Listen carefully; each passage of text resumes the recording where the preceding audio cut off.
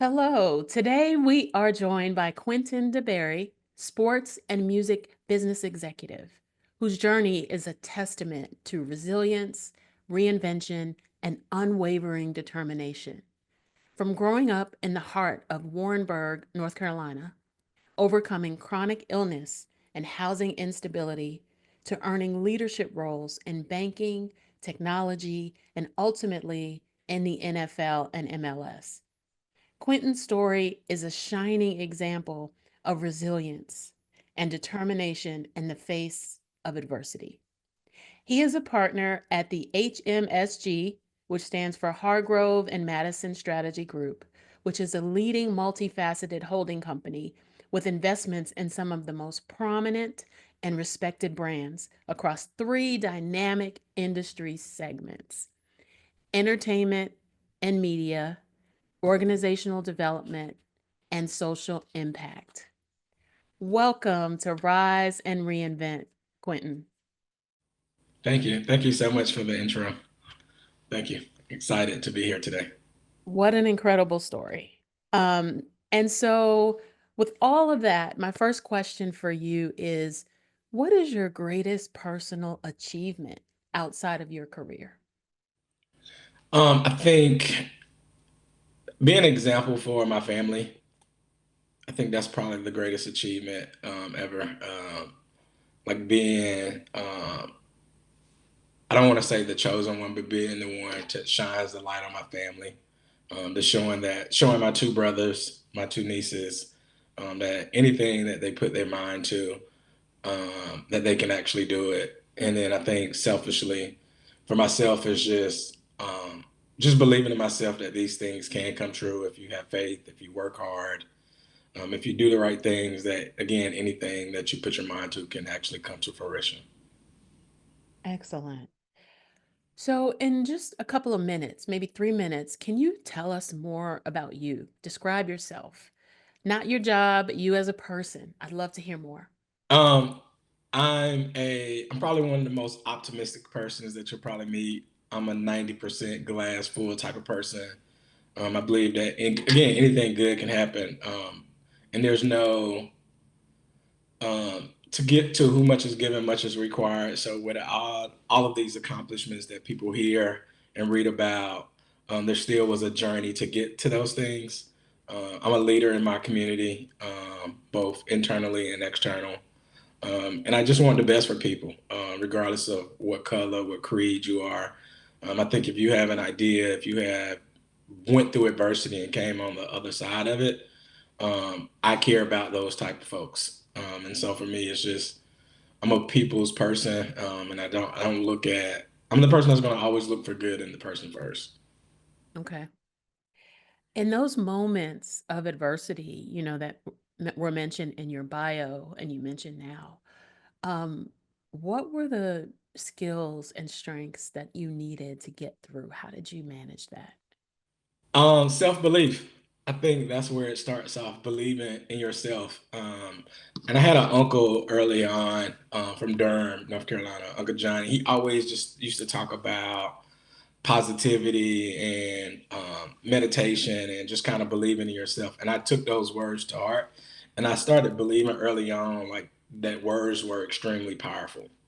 And so even the words that my family spoke and that I heard as a young kid, I would ignore them because I knew that they had negative connotations to them. For example, having rheumatoid arthritis, like that's a chronic illness, and hearing people like, "Oh, he's never going to walk," and so I would tell myself, "Hey, I'm going to walk. Hey, I'm going to go to college." And so I just spoke the most powerful words over myself, and I blocked out all the noise from an early age. And as I got older, you realize that words can actually take you very far places if you actually believe them and put in the work behind them. So for me, it was just speaking just the most positive, strongest words over my life that I knew at the time. That's amazing. Yeah, oftentimes people tend to go into pity or regret or any of those things. And so I definitely would say optimism is a learned skill, especially for those who've been through a lot of adversity in life. And so thank you for sharing that. Can you share a defining moment in your life that forced you to reinvent yourself? Um, I would say I was in the fourth grade. It's a day and time that I'll never forget. It was actually the day my mom left. And so she had been leaving previously before that. And the stays got longer, but this time it just felt different. And I remember her white Toyota driving up the street, and I just knew she wasn't coming back. And so for me, that was the defining moment of my life. Like, hey, you're gonna have to grow up a lot faster. You're gonna have to recognize things a lot faster. And I think that's when I took ownership of my own life, kind of knowing like, hey, I'm gonna have to grow up on my own, regardless of what the circumstances are. I'm a big person that you don't get to decide what cards you're dealt, but you do get to decide how you play them. Hmm. And that was the moment that I knew that my life had changed forever. I didn't know what it would eventually turn into, but I knew that was the moment that, hey, in society, majority of the time, black moms don't normally leave their kids. They find a way to make it work. Hmm. But knowing that she wasn't coming back was like, hey, I'm going to have to make some tough decisions moving forward. What type of support system did you have around you through that challenge? I had my grandmother at the time, and my two brothers. We were a close knit family, I would say. But I'm a true product of that village. It takes a village to raise a child concept. Like I think I'm the example of it, and that could be just like the church members that I attended church with, my friends in the local community. Like everyone knew we're a small knit community, so everyone knew who my mom was. They knew she left. I think for me, it was just having that village, but I also knew like I was gonna have to be responsible for me at an early age. Okay. Wow. Okay. So it's great to know that you took ownership of your life despite the adversity, despite not having your mom there. Um, did you, I mean, tell me about failure in your life. Because Out there, this is a great story, right? It's all positive. It's like I picked everything up and I just did it and I led. yeah. Tell me about failure. There are a lot of failures. I think failures are pivotal moments in your life, and you get to decide how you react to them. I think I spent a majority of my childhood in the hospital, between UNC Chapel Hill Hospital and Lennox Baker Children's Hospital. So that time was challenging, really learning how to rely on your own, how to make decisions on your own. I didn't get in too much trouble in school, but I was very talkative in terms of like that was my way of suppressing my emotions and suppressing my energy. So I got in trouble, and my aunt would say, "Well, if he thinks he's right, he's gonna say it." I look at college when I made just poor decisions, leadership decisions. Even when I moved to New York with no money, I think these are all just I count them as learning lessons. I try to not look at them as losses, um, because I didn't have the traditional support system. So instead of looking at them as failures, like, hey, what can I actually learn from this opportunity? Even moving back to New York, from New York, I had to sleep on my friend's couch for 4 months. That experience taught me to rely on my faith. I still have the Bible that I asked my friend, "Can I have?" It's like tore up now, but I kept it as a reminder that God will always show up in like the worst times, like those failures from getting fired a couple of days from before Christmas at the bank. Learning how to reinvent myself again and taking ownership. Of, hey, these are some things I need to personally improve on from a leadership capacity. Um, like I just try to take all of the everything that was negative and find the glimmer of hope in it, the glimmer of light in it, regardless of what it was. Because I learned like my RA, if I'm mad and angry or upset, it Hmm. shows in my body. My body will tighten up. So I had to learn how to release these in more positive ways and take that anger and kind of rechannel it in different capacities. Okay. Knowing that you've had those failures in your life, if you could give advice to your past self at the start of a major transition or a major, quote unquote failure, um, what would you say? What would that advice be? I think I would tell myself to let it go faster. release it faster, and it's not your fault. I think a lot of times early on, I used to tell people that I was so internally angry. It wouldn't show up outwardly, like I wouldn't yell, I wouldn't be like mad or anything, but I wanted to prove a point so bad that these accomplishments didn't mean anything. Like it wasn't until recently that I started just like smiling more and like appreciating the whole entire journey.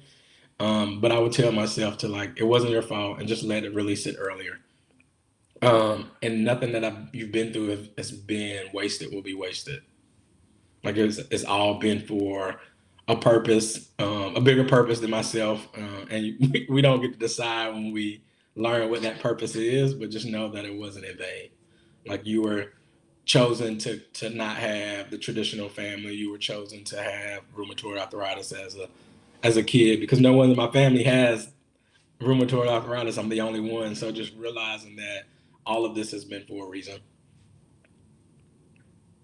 At what point did you realize that this was your purpose or realize find your purpose? Because a lot of times, we can live and work and do all these things for 20, 30 years, maybe 40, 50.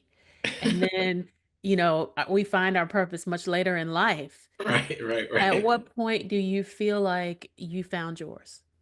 I think it's two times that really stand out. One was when I got to college. Like I'm a first gen everything, and I was elected student body president. Like this was the first time that um, like anybody in my family had went to college. Nobody in my family had thought about being president of a school. And I realized like my purpose is to share this story. Even though I still was afraid to share like my entire story, no one knew that like I had grew up the way I grew up. And then I would say the catapult moment was 5 years ago, this time in March. I began to get sick again, where I was like just vomiting for an entire year. The doctor didn't know what was going on. I didn't know what was going on. But it felt like a big purge. And for me, I was just releasing all of that frustration, all of that anger that I've ever held in from about almost 30 plus years of just holding it in, not sharing. Uh, and for the first time in my life, I felt like it was okay to be vulnerable. It was okay to be seen. It was okay to share this story because it's super powerful. I wasn't all of this wasn't done to me for me to just keep it to myself. And so for the last 5 years, I've been more intentional about how I share the story because I see that it does affect people. It does light people up. It does provide optimism for people. And so the more that I've been able to just give people a glimpse or a piece of it, you can see them light up. And just being able to share it with people and just like let them or me seeing them let their own guard down has made it okay for me to let my guard down because again I was so protective of this journey of this story. I didn't want anybody to know that I didn't grow up with my parents. I didn't want anyone to know that I grew up with my grandmother in a kerosene heater. I didn't want anyone to know all of that because they only saw the good stuff. And so why would I share all the bad stuff with them? And then I realized that the good stuff is actually the journey of how you got to these moments. Absolutely. Sometimes I feel like when you're going through something, you share it with people that you trust to get the support, the prayers, right? I know in many cases you don't want pity. You don't want people to change their opinion of you, but you want the support and the prayers. And so I'm very selective about who I would tell, in those situations, but it also is important to talk about it. And then once you've gone through it and you realize, okay, the silver lining is I went through this for a reason, and it's to inspire others. It's to help protect others who may be going through the same thing or similar things in their life. Um, and you don't get your flowers immediately, but when you realize people are like, you inspired me so much by telling your story later. And because of that, I did X, Y, and Z. That feels good. Right, right, right. Yeah. It's so funny you even mentioned that because that's what I'm hearing now. Yes. It's so many people like, well, you're Quentin Deberry. I've been looking up to you since undergrad. And I'm like, that was in my mind, that was like some of the hardest times in my life, being dropped off at college and really figuring it out. Cause I remember the day my aunt was like, I got to get back before it get dark. And me just having to figure out, and I eventually become freshman class, sophomore, president of the school, and all these accomplishments. And now, what, 15, 20 years after college, people are telling me how much they looked up to me, how much they respect me is it's rewarding, but it's also like, wow, I wasn't doing it for that. I was actually doing it to survive in my Yes. own individual world. So it does make me um, a sense of peace, a sense of calmness, that I was on the right path the entire time, even though sometimes you don't think you're on the right path. Hmm. Knowing that you can encourage people and inspire people, like that's like the greatest human act to me. So, with you being such an inspiration for others, where do you go for inspiration? Oh, God is my number one inspiration. Like my faith has been like the foundation of all of this. Like because not having parents, I remember growing up in church and you hear these stories about God being your father and your mother. Like I took it literally because I didn't have those, and I would just remember the scriptures. But then I have some really good friends. God has blessed me with like that village that you talk about. We just talk about sharing. My friend Tiffany, we're like brother and sister. We went the elementary, middle, college. She's the reason I have my master's. We grew up very similar. My moms are actually friends. My friend Ashley Hargrave. Ashley has been so important to my life. I met her when I was a sophomore, and she was very spiritual back then. So she made sure I was, hey, you shouldn't be going out. You shouldn't be cussing. You shouldn't be doing it. And she always kept me on the path of consciousness. Like, so if I even swayed a little to the left, I can just hear Ashley in my mind. Ashley reminds me of who I am all the time. And she never lets me forget it, from an imposter syndrome standpoint. My friend Aaron, Aaron and I have been friends probably since 11th grade. First person I met when we moved to the new neighborhood. And I just knew if I hung around Aaron, the chances of me getting in trouble dropped significantly. These are all just good people that they don't care what I accomplish, what I see, what I do. They're gonna be around me to lift me up. They all check on me to make sure I'm doing okay. Quint, have you eaten today? Have you done this? And so those people, again, they don't care about any of the NFL. They don't care about the MLS. They don't care about the music awards. They care about me, the person, and for me to be for them to be in my life, I really have to care about them because I still don't open up to everybody. But I will say those three or four folks, and Kima, those three or four folks are super special, to my life, to my development, to who I am now. And they were safe spaces for me because I knew they were not going to judge my prior life or where I came from. Hmm. And so I'm just super grateful for them. So, what I'm hearing from you is having that tribe of people who know you and that you trust has been instrumental to your journey. Absolutely. How do you leverage them through a transition? Like, changing jobs or anything that you're doing that's different. How do you leverage that tribe of I think friends? one of the keys was when I became student body president, understanding that, um, like we were all in college to change our lives through education. These are the future attorneys. These are the future doctors. These are the people that I'm going to be calling on 10, 15 years from now, 10 years ago. And so for them, it's just like Hargrave and Madison. That's Ashley in our company. She's been in PR for over 20 years now since her first job. And so leveraging the expertise of these folks from a networking standpoint to business relationships, those are the people that I turn to do business with first. One of the cool things, I'm the dreamer of the group. So they allow me to try all of my ideas and thoughts on them, but they're also going to tell me, hey, I don't think that's feasible. So for me, it's just being the visionary, this group allows me to dream in a safe space.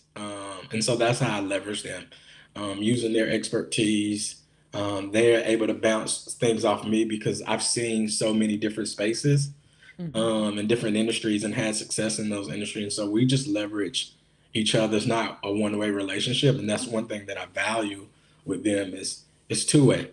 Um, Ashley will call me and say, "Hey, Quentin, what do you think about this?" And I'll give her my insight. She'll say, "I never thought about it from this perspective." Um, Kima is a person like, "Hey, you're being too male dominant," so it teaches me to soften up a little bit. And so just leveraging who they are and leveraging who I am. And so I think the cool thing is being the visionary, having this safe space group to allow me to dream as big as I want to dream. Like I don't think I would have accomplished a lot of this without this core group. That's fantastic. Everyone needs that level of support because we're going to go through things in life, and having the people you trust and you love help you get through that is so important to stay positive. Yeah, absolutely. They make sure, and God's timing is so divine. Any moment that I start to feel down, they know to just call. Okay. Yeah, it's so wild. Like even it happened this week. What's today? Thursday? I think Tuesday. I was feeling a little down. Next thing I know, I get a text like, "Hey, Aaron, let's go grab lunch. It's on me today." And I was like, "How did you know that?" He was like, "I didn't. I just called you because I had a free lunch." But that's God's time Yes. and trust in God to know He'll always take care of me. And this is the season that He doesn't want me to get down. He wants me to stay faithful and have that belief and confidence in myself. So He's going to make sure that if it comes, He's going to send the help. And I tell people I'm in my receiving season. Like I never knew how to receive. And so I'm allowing my friends to like give and not feel like I'm taking advantage of them. They all assure me like no. So it still feels weird to receive because I'm the go-getter. But I'm learning to embrace it. And so having again that support system that knows me has been extremely vital during this time. Yeah. Have any of your friends said, "Don't block your blessing"? I'm trying Yeah. to give it. Right. That's Absolutely. Ashley. That's Ashley. Yeah, that's Ashley to the Uh-huh. core. Yeah, she'll say that real quick, like, "Oh, this has nothing to do with you. God told me to do this." Like, Right. so leave it alone. Absolutely. Okay, so switching gears just a little bit, there's this belief that in careers you have this straight shot, right? Some people go from entry level corporate job to, executive in corporate.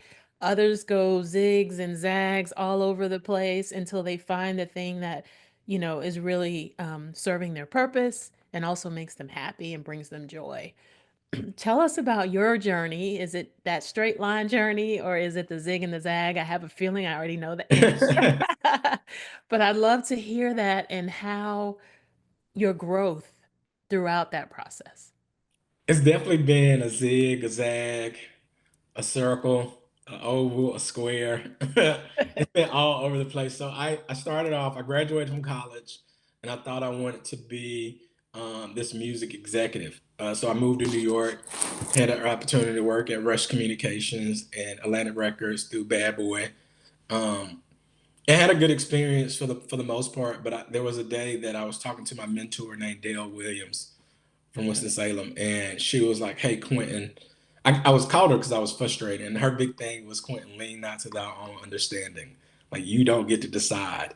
And so she's been telling me this since 2005 when I met her, and this was 2009. She reminded me of it again. She was like, "You're a nice person in a bad industry."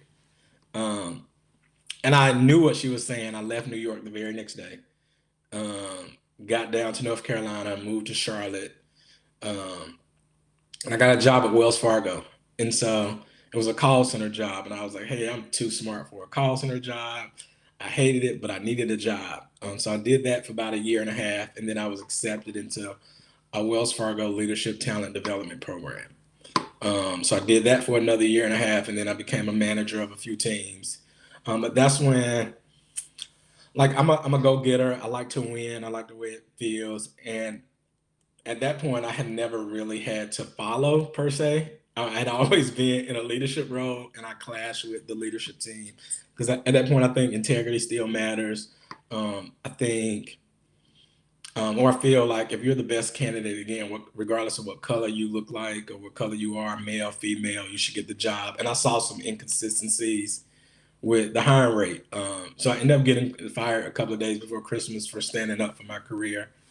Um, my girlfriend at the time was so mad, but my friend Aaron was like, "Hey, you have this huge network. You can communicate well. Why don't you go be a talent recruiter?" So I jumped into IT recruiting. Um, Thought that was fun, really exciting. But I also noticed, like, yo, here go a bunch of jobs, a bunch of skill sets that they never tell Black people about per se.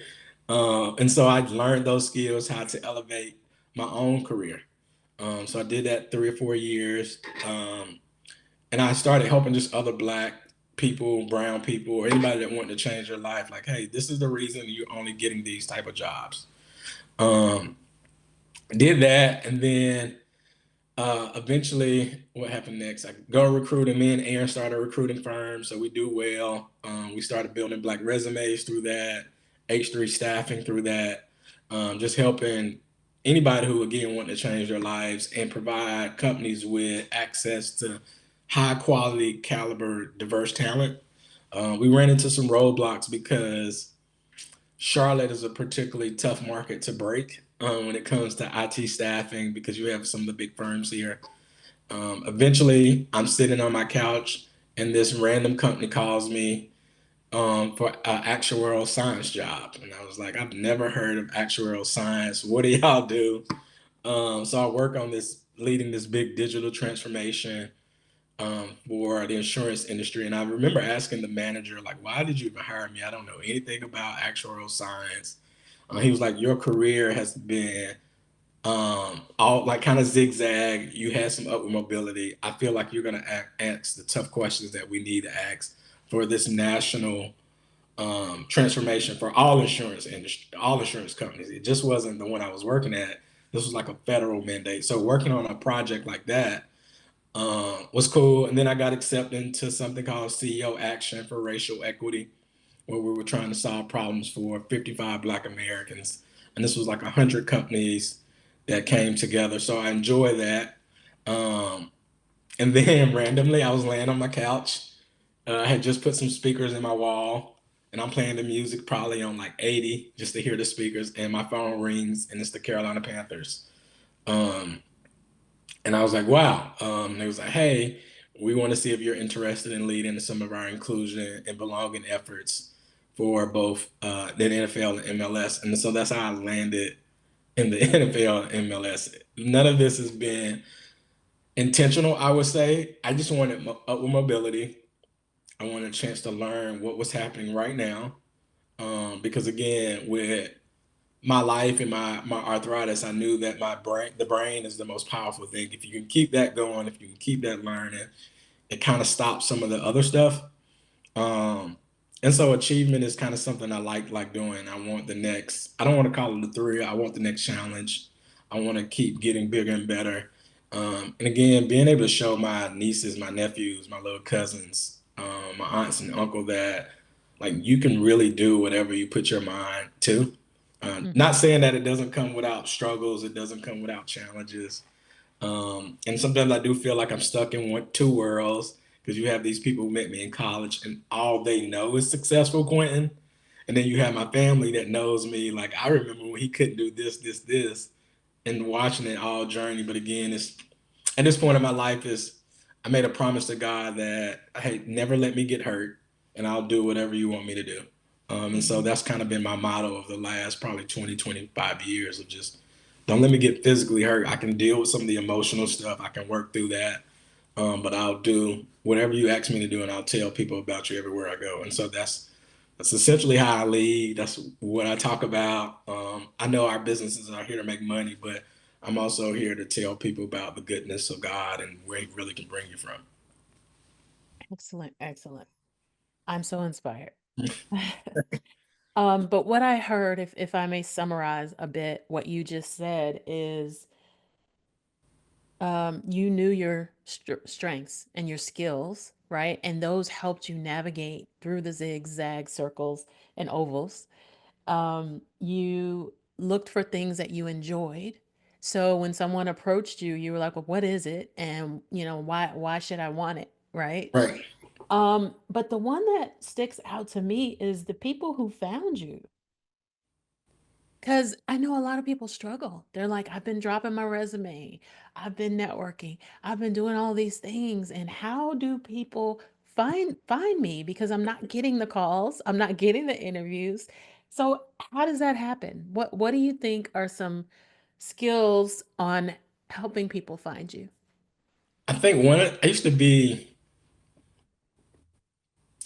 I wouldn't say, like I knew I was good. Yeah, I knew I was good early on. I knew I could lead, but it was the way I was leading. I think the moment I became more personable and I opened up and people saw simply the smile, the genuine smile, and able to build relationship. And there was a story that I failed to mention. I went out my recruiting days. I went out to have lunch with an older white guy named Fitz. Fitz is a military guy. He probably was in his early 60s. And Fitz says, Quentin, go use your brain. It's like, why are you telling me that? Like, it's like, because you're smart, you have a hard calling on your life. And so that moment I took off and I started to believe in myself. And so just being open to people, being able to solve problems. I think your opening question, like, who are you past the job titles? Who are you past the jobs that you've held? One thing I've never ever done is I've never married the job. Like I wanted to learn the skills. And I learned that from Wells Fargo because I think that my first job is your first job out of college, your first big boy, big woman job, and you believe everything they say. And once I got fired and got burnt, I believe that fire burned. And for that moment, I was like, I'm gonna be the CEO of my career. I'm gonna take everything that these companies are teaching me, and I'm gonna apply it to my own individual life. So that means if I have to cut expenses, I cut expenses in my own life. If that means I need to have a coach, I go get a coach. And I'm always trying to learn what's next in the market and what problems are people trying to solve. I think sometimes people are like, oh, it's a bank, you just take deposits, or it's just an insurance company, you're just writing policies. Like truly understand what you're good at. I call it skills identification or self-identification. I think a lot of people just struggle what skills they actually have, particularly like Black and brown folks, because they put us in these jobs that are monotonous. For example, um, like the big mortgage crisis. Like they hired thousands of people and they were all majority Black and brown, but they didn't teach us anything. And so it's really teaching people and teaching myself, like, what are the core skills that are transferable that I can reinvent anywhere? Your ability to communicate goes everywhere. Your ability to solve problems goes everywhere. It's just figuring out what that organization is trying to do. And I share my story now. It's authentic. Like I don't leave out the parts of me getting fired. I don't leave out the parts of me being a bad leader at an early age. Like I tell all of that in a more storytelling way, where again people feel safe and comfortable having conversations with you. Absolutely. Another thing, going back to what we talked about earlier in terms of sharing your story, I often tell myself, like, everybody's going through something. Right? And so when Yeah, people yeah, treat you bad or yell or get angry, I'm like, they're going through something. And so sometimes telling your story helps to bring that something to the surface and healing and all those other things. And you're leading by example by sharing your story as well. So maybe then they'll be more open to share, yeah, I actually am going through something. Let me tell you about it. And absolutely. that can create organic relationships, you know? Okay, so how do you balance ambition with well-being and personal fulfillment? Oh wow. I try to do. I try to work on projects, interact with people, and things that kind of encompass all of those. Like I want to be around good people, good souls, good individuals. And again, I don't like I know the world we live in is can be toxic at times. We're actually in a unique space of of human interaction, how we interact with different races, different creeds, different people. Sometimes people that look like us can be challenging. But I balance it with my faith. Like I'm super faith based. I spend a lot of time in nature, so I'm going for walks. I'm grounding. I'm hiking, so I can kind of reset, and for me, it makes sure that I don't never get too high or too low on myself. And then volunteering, just showing up for folks. For me, it's going back to my community. I spoke at my high school about a month ago, and it's probably and I've spoken crowds of 20,000, crowds of 10, but this was probably the most nervous as I ever been because where we're from, like I know exactly what the kids are going through. I know what the students are going through. I actually sat in the seat and I like some of the teachers that are teaching you, they taught me 20 years ago. Um, so being able to just share the journey, the true journey. Again, I think a lot of times people separate like he only knows wins, and so for me, it's like no. There's been a lot of losses in between. There's been a lot of me going back to the drawing board, me whiteboarding in my house, in my room. Of okay, like these are the things that work for me. These are the things that don't work for me. This is what makes me happy. This is what triggers me. I think for me, also learning my triggers was super important. Again, I ignored so many of them that I had to figure out what really triggers me or why when this happens, my body shut down. So just self observant. And again, giving back reminds me that I've come a long way. Fantastic. Wonderful. Okay. So, what would you say is your ultimate goal, your personal definition of success? I think my ultimate goal, so wow, my we talked about it over the weekend. My ultimate goal is to be Chancellor of Winston-Salem State University. Um, like that would be the full circle moment. Because without that university, you and I are not having this conversation today.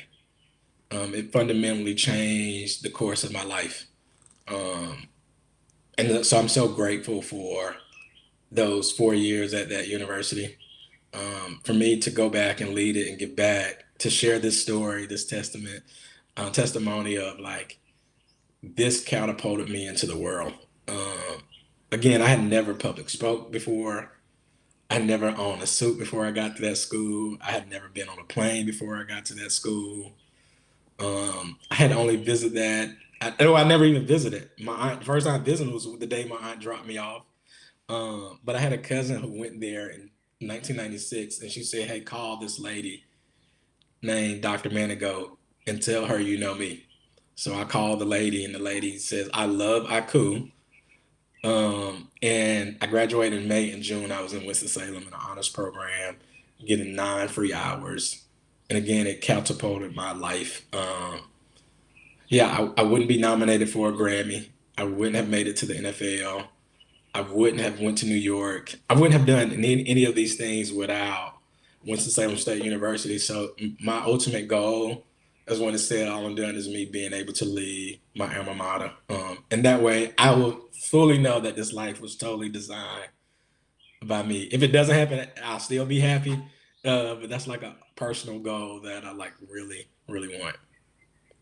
What were the most critical things that make you want that as your ultimate goal? Like what did they pour into you? Belief, community. For I tell any young black person if they're going to college, like go anywhere you want to, but for 4 years you get to be you and you're around what I consider at that time the best and brightest of the world. Like that moment, that was the first time I've seen like other black men who were chasing like success. It was the first time I've seen just multiple beautiful black women chasing success that came in all different shapes, sizes, and colors. Who protected me. I remember Tiffany, my sister Tiffany, her friends. For one of my birthdays, they was like, "Hey, give me your key to your room," and they went and made up my bed, cleaned up my room. Like you don't get that anywhere else. And for me, it was just the safety of having what 5,000 other black people who look like me, talk like me, walk like me in this one area, and we were all just trying to change our lives through education. Some of them came from small towns like I came from. So I understood what the young lady from Rayford was going through. I understood what the young brother from Fayetteville was going through because we come from similar plight situations. Like North Carolina has all these 100 small counties. So you kind of know these folks, and just being able to see them in real time, and now seeing them as parents, as leaders at their jobs, like you knew you were. I knew I was on to something special. Okay. Um, what obstacles do you need to overcome in order to reach that goal? I was talking about this yesterday. Um, I think because my life was so uniquely challenging and I've accomplished so much, they became so normal to me. And so now it's really in a space of like I've never had imposter syndrome. It's like really believing I am who I am all the time and not in just these special moments or these pocket moments. It's believing that I put in the work. I deserve to be here all the time. That's kind of like the obstacle I think I'm facing right now or feels like the most because I think when you're in survival mode so long, like all you know is survival and it works out. And so I've been in survival mode a long time. And so coming out of that has been uniquely strange for me. It's been probably the most challenging thing, like I just said about receiving. This like coming Mhm. out of this coming into receiving mode and out of survival mode is probably the biggest obstacle I'm facing right now. Because I have done well, but it was all for survival. And so this next stage of my life, this next stage of growth, um, those things that worked prior, like I have to put those down because this new fight requires some new tools. And so really figuring out what tools I need to pick up this go around. Excellent. Excellent. So I see you're wearing a shirt that looks to be branded. Can you tell us more about your company? Yeah, Berry and Company is just an incubator for all of my ideas. So that's where Black Resumes was born out of Berry and Company. H3 was born out of Berry and Company. It's just a space for me to freely think without me judging it. I get to dump these ideas and just go try them out. Again, Black Resumes was born out of my own experience as a Black talent recruiter because I saw the challenges we were facing. It was born out of me being a Black candidate looking for a job and me being a hiring manager. H3 was born out of the same idea of, and H3 stands for hustle, hungry, and humble. And so I would do these um, tech meetups here in Charlotte before the pandemic. Was like, okay, how do I bring recruiters and candidates together because everyone's on the phone, everyone's on LinkedIn trying to find candidates. Why don't I just take what I learned from the music industry, from what I learned from throwing parties, and implement it into this? And so that's exactly what I did. So we would bring Scrum Masters, software engineers, techno recruiters to different spaces in Charlotte so that one, it provides safe spaces where people can ask questions and not feel like they're dumb. And again, I'm big on community, so I have this unique ability to make people feel comfortable. So that's what H3 was born out. But Berry Company just stand. It's just a incubator for all of my random ideas, some that don't work, some that do work. Uh, it just allows me to just free think without like tearing the idea down before it gets started because I don't really care if it works. It's more about the learnings that I'm able to apply moving forward. Okay. Well, Quentin, this has been an amazing conversation. I really appreciate you. I love your transparency. I love your honesty and your inspiration. And so thank you so much for joining the podcast. And I look forward to staying connected. Absolutely. Thank you so much. I really appreciate it. This was a joy. This was a joy. Thank you.